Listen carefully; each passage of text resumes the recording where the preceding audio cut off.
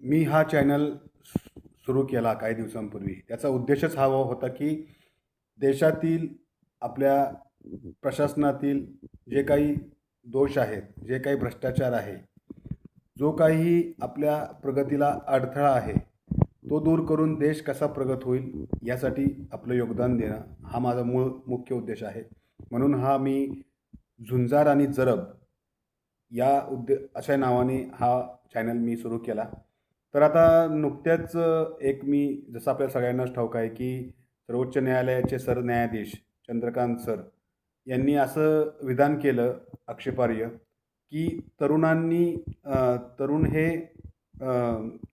झुरळ आहेत किंवा त्यांना झुरळासारखे आहेत, तसेच ते परजीवी आहेत. तर हे विधान नक्कीच अपमानकारक आहेत देशातील तरुणांसाठी. तर याचबरोबर आज देश इतक्या संकटातून जात आहे. पेट्रोलचे दर वाढले आहेत, गॅस सिलेंडरचे दर वाढले आहेत, रोजच्या जीवनावश्यक वस्तूंचे दर वाढले आहेत. त्याच्यावर सरकारला नियंत्रण मिळवता येत नाही आहे. आणि असे सर्व असताना जो आपल्याला आधार आहे न्यायालयाचा, सर्वोच्च न्यायालय हे तर अंतिम न्यायालयाचं मंदिर आहे. तर तिथलेही चीफ जस्टिस जर असे विधान करत असतील तर हे खूप दुःखद आहे. आणि अशा विधानांमुळे नक्कीच सर्वसामान्यांना वेदना होतात.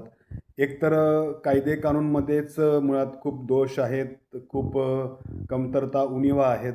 कारण स्त्रिया आजकाल जसं की पुरुषांवर स्त्रिया अनेक लग्नानंतरचा जो काही घटस्फोटाचा जो प्रकार आहे, त्यामुळे अनेक पुरुषांवर अन्याय होत आहे. त्यामुळे पुरुष आयोग स्थापन व्हावा अशी ही मागणी आता महाराष्ट्रातून, देशभरातून होत आहे.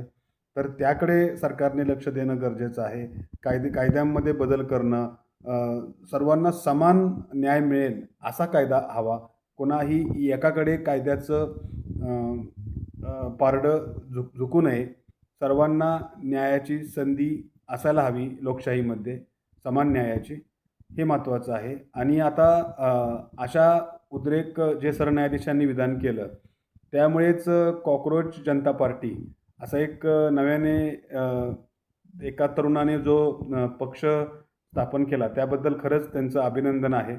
कारण सरकारला जाब विचारणं, सरकारच्या चुका दाखवून देणं आणि आपल्याला होत असलेला त्रास व्यक्त करणं, वेदना व्यक्त करणं हे खरंच गरजेचं आहे. आपण सर्व एकजूट होऊन आपल्यावर होणाऱ्या, जनतेवर होणाऱ्या गैरसोयी, अन्यायाविरुद्ध लढा देणं गरजेचं आहे. तर आपण नक्कीच लढूया. जय हिंद, जय भारत.